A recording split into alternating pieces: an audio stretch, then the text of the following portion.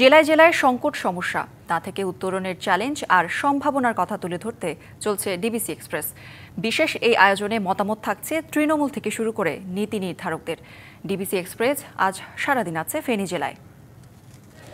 CSRM DBC এক্সপ্রেসে আমরা আছি ফেনী জেলায়। আমার সাথে যুক্ত হয়েছেন একদল তরুণ যারা জুলাই গণঅভ্যুত্থানের 1 বছর পূর্তিতে একটা অনুষ্ঠানে অংশ নিয়েছিলেন। তাদের কাছে জানতে চাইব যে নতুন বাংলাদেশ গণঅভ্যুত্থানে 1 বছর হয়েছে, তো বাংলাদেশ এই 1 বছরে কতটা বদলিয়েছে বলে আপনি মনে করছেন?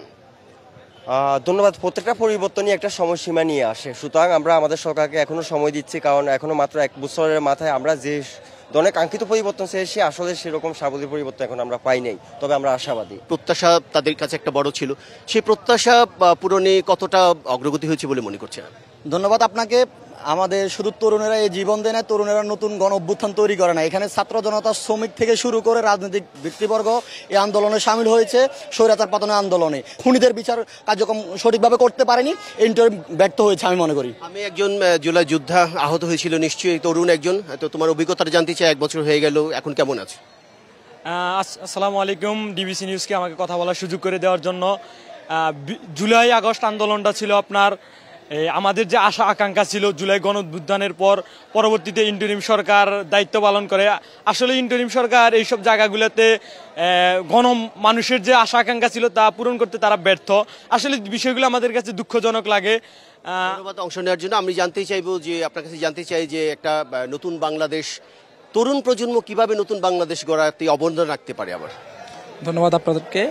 জুলাই আগস্ট গণ অভ্যুত্থান হাজার হাজার ছাত্র জনতা রক্তদানের মাধ্যমে আমরা যেই স্বাধীনতা পেয়েছি, পূর্ণাঙ্গ স্বাধীনতা যেটাকে বলে, আমরা চাই এই বৈষম্যহীন বাংলাদেশ আর কোনো দিন যেন কোনো ফ্যাসিস্ট জন্ম না হয়।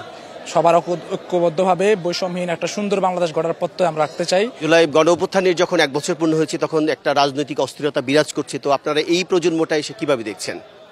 আমরা এখন চাই যে একটা সবাই মিলে, যেহেতু এখন আওয়ামী লীগ সরকার যারা ফ্যাসিস্ট তারা বিদায় নিয়েছে, এখন যারাতে সবাই আমাদের বিগত সময় যারা আন্দোলনে ভূমিকা পালন করেছে, আমরা সবাইকে নিয়ে একসাথে একটা সুন্দর বাংলাদেশ নির্মাণ করতে চাই।